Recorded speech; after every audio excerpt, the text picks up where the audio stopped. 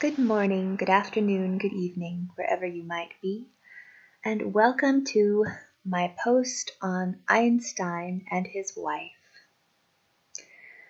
Did Albert Einstein steal the work on relativity from his wife? Well, there's a small vocal minority of Einstein historians who are intent on defending the Einstein myth. But amongst more reasonable sorts of people in academic circles, the answer to that question is, well, yes, but she let him. She was a good student, and he struggled with languages and authority figures. They started their graduate program together and worked together throughout it. She was accepted into a program for further study, and he was rejected. He wrote of how he couldn't make progress or concentrate without her.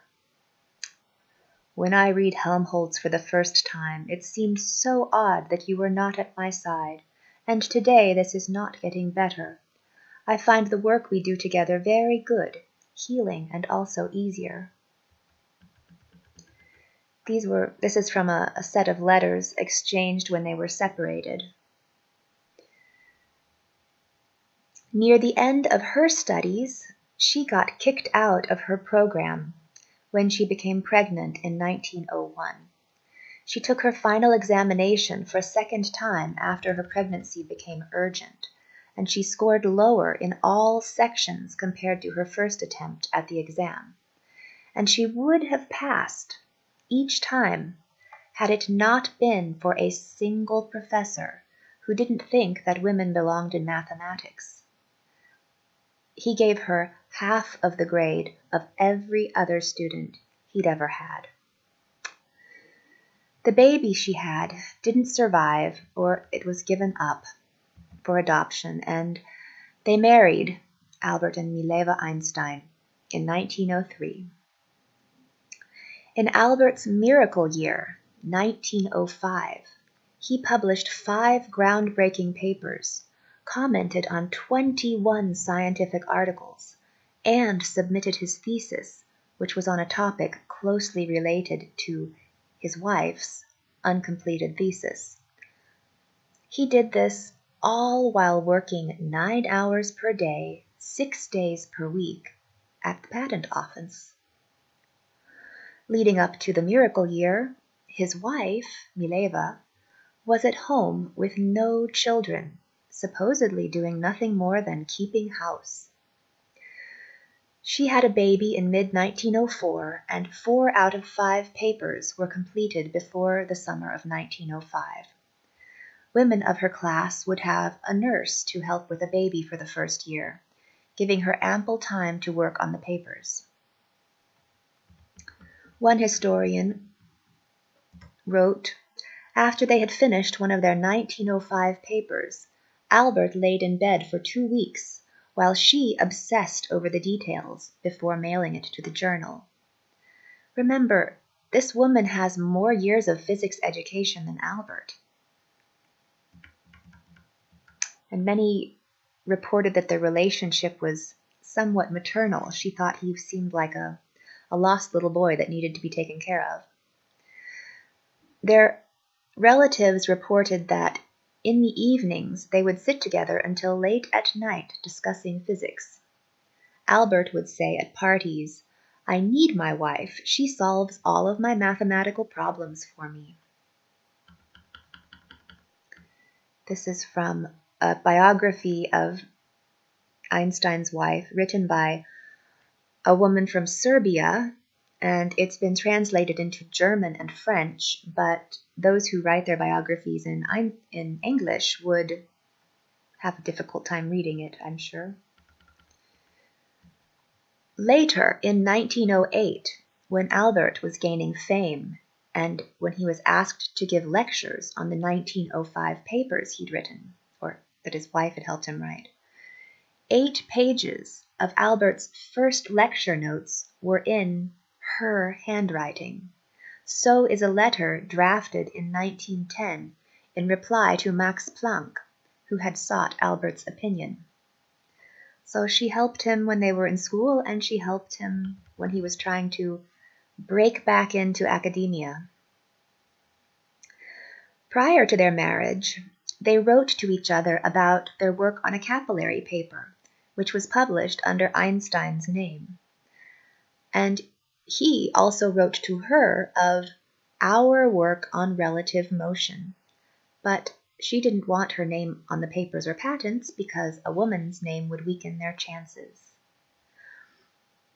Her Serbian biographer wrote that she was quoted as saying, "We are but one stone," referring to her union with Albert.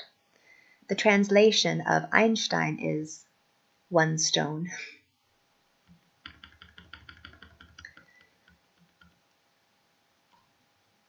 Their collaboration may have been an item of some debate early in their relationship, as evidenced by a famous physicist's description of an early version of their special relativity paper, as authored by Einstein-Marity, a combination of their names, which would commonly be used by a woman, not by a man. This should not be discounted because name hyphenation was only very rarely used by a man.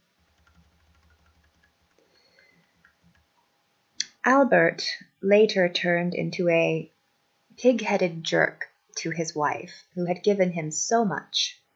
In 1914, with 2 small children at home, he left her for his ego-massaging, fame-loving cousin and her pretty teenage daughter. He completed general relativity in 1915, 1 year later, without the assistance of his wife. But it was a topic he had struggled with for years, until another physicist, a mathematician, Hilbert, derived the equations for which he had been aiming since, 1912, I think.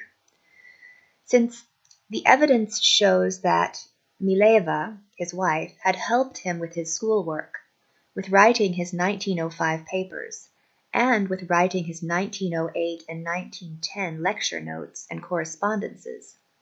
She might have helped him with 1912 versions of general relativity, a version which had laid the foundations and completed half of the derivation of the field equations. One can speculate that Mileva had learned Minkowski's formalism and had left him, Albert, with threads which he could not tie together until Hilbert helped him. Even then, he was greedy for credit and resented Hilbert's help, acting as though he had not actually helped him. At this point, some vocal minority of Einstein scholars would get very angry at this one-sided depiction of history. But I think it's important to depict both sides of history, both a woman's perspective and a man's perspective, because the vast majority of physics history has been written by men who want to idolize Einstein. They see his weaknesses, and they see their own weaknesses, and they think they're like Einstein. But Einstein was highly productive after he finalized general relativity, right? Not really. He got unearned credit for the Bose-Einstein condensate by translating the work of an Indian physicist and having early access to that idea. He wrote a blatantly wrong paper contradicting his prior claim that gravitational waves exist, suggesting that he didn't really understand his own theory.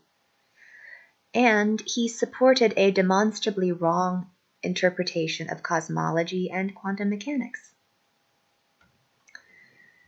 Although Dear Albert Einstein had a good intuition and a pleasantly pedestrian way of communicating things, which reached a broad audience compared with similar, yet more abstruse works from contemporaries like Poincaré or Hilbert, or Minkowski, his professor, who